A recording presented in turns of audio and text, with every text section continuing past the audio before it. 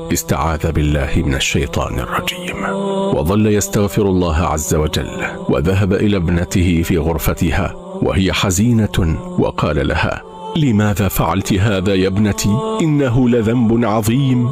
فقالت البنت: وهل تصدق يا أبتي أنني أفعل شيئا كهذا؟ قال: والله إني لا أصدق.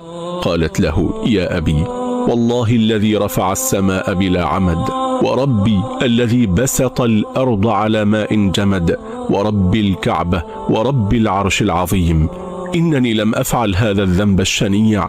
فاطمأن قلب الوالد قليلا وقال لها: سوف نذهب إلى طبيب آخر. فذهب إلى طبيب آخر وقال: أيها الطبيب، لقد كانت ابنتي تعاني من ألم شديد أسفل بطنها، فأخذتها إلى طبيب وقال لي إن ابنتي حامل وهي لم تتزوج. فكشف الطبيب عليها وقال: